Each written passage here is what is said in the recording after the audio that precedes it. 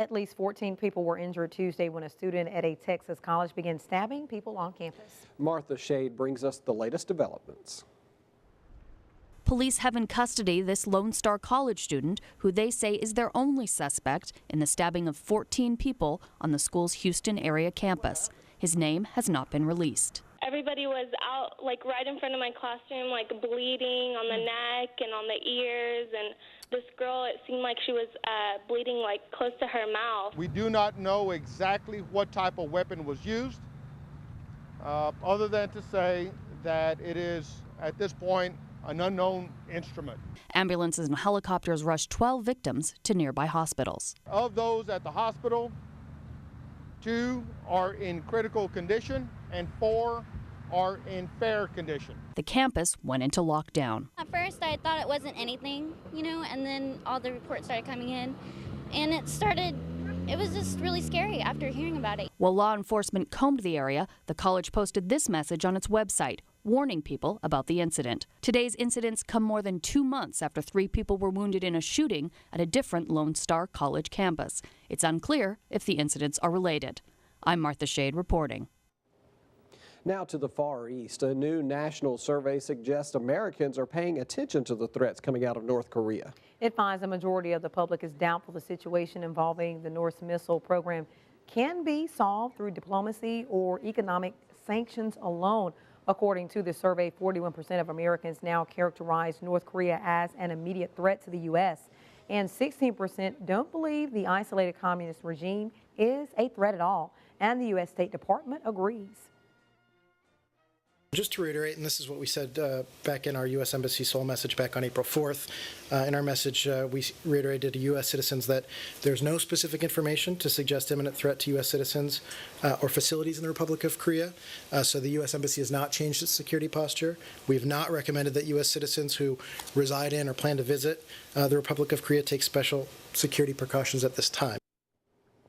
Back here at home, a different part of the military is making cuts. Forced budget cuts have now grounded the U.S. Navy's famed Blue Angels. The Navy has canceled all of the flight demonstration team's performances for the rest of this year.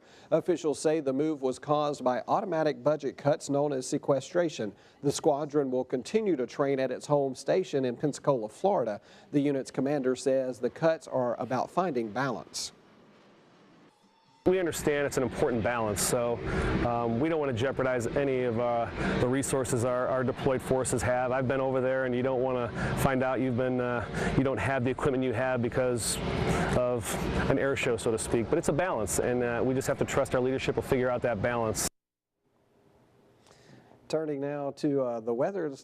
We had some nice days out there, but maybe some rain ahead. Yeah, big changes coming up down the road. We've got showers and thunderstorms that's going to arrive on Thursday. Could have a few severe storms. We'll talk a little more about that after the break. Let's check out today's weather almanac. 84 this afternoon. Hey, we're close to 10 degrees above normal for this time of the year. Unbelievable stuff for April standards. We'll talk more about your forecast. Plus, look at the weekend outlook. Weather is after the break.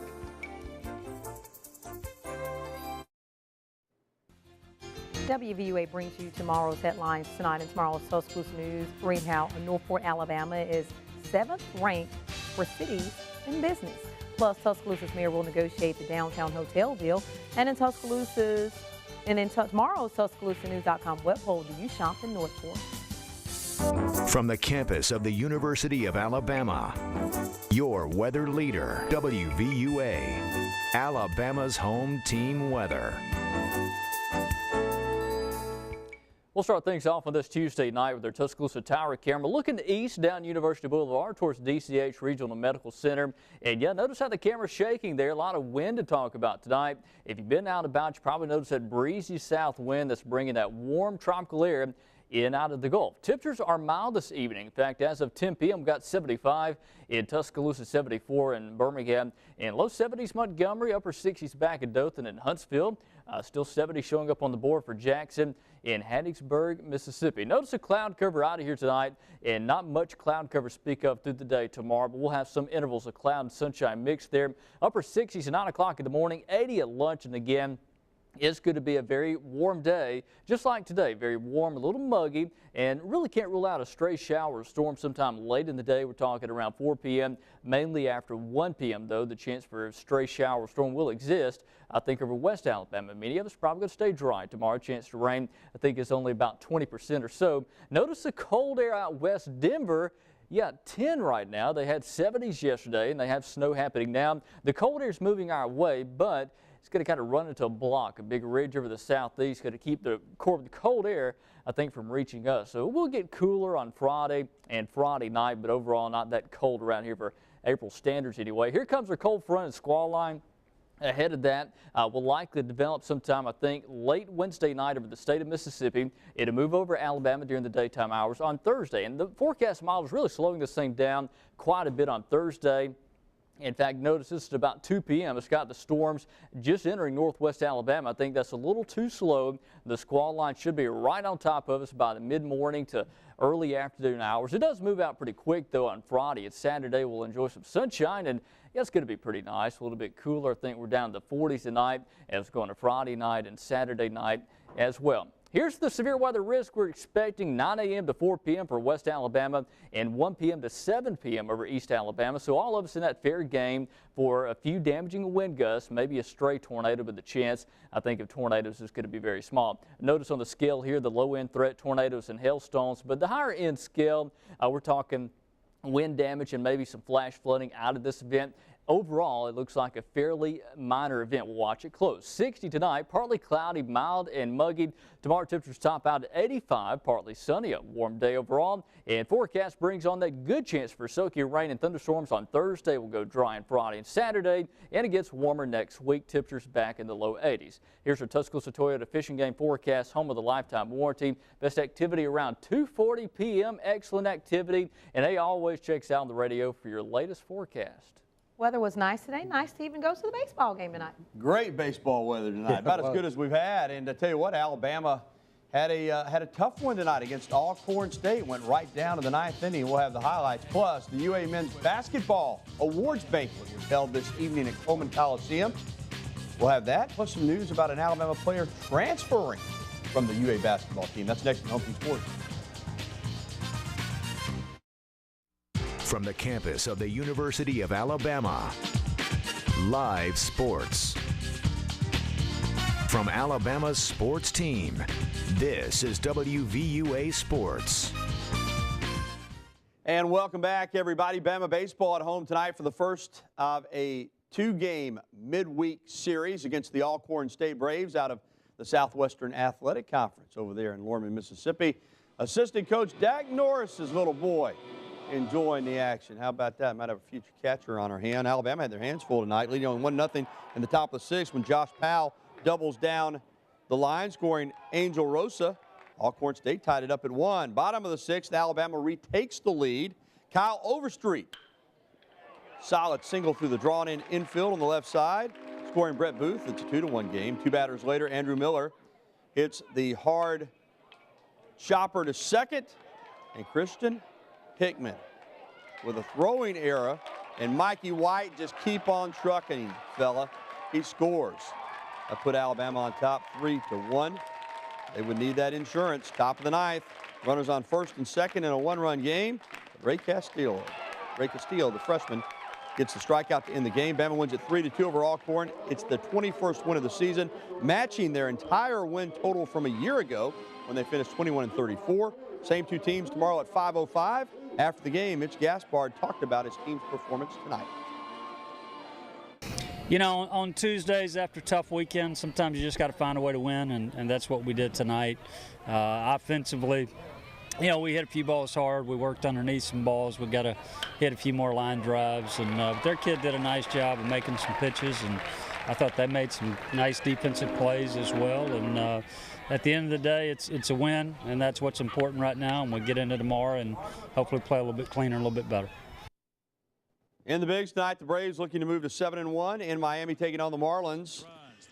And former Alabama pitcher Wade LeBlanc on the hill, and he gave up this first inning home run to Evan Gaddis, a 2-run shot. After that, he pitched great. But Braves on top 2-0. LeBlanc then gets in a rhythm. In the fourth, he strikes out Chris Johnson. Then in the fifth, he Ks the struggling B.J. Upton. And then in the sixth, he'll get Dan Ugla. LeBlanc was the tough luck loser. He deserved a better fate, but the Braves hang on to win it 3-2. They are 7-1 on the season. The number 5 ranked Crimson Tide softball team hosting Mississippi Valley State tonight. They've never lost to the Delta Devilettes and had no intention of doing so tonight. Bottom of the first, 1-0 Bama when Danielle Richard hits a 3-run shot over the left field fence. And the fans loving it, sporting their colors. Same score, top of the fourth. And the Delta Devilettes won't go away. Brittany Lilly doubles down the line off Danielle Richards' glove. 2-run score. They would come back to tie this thing up.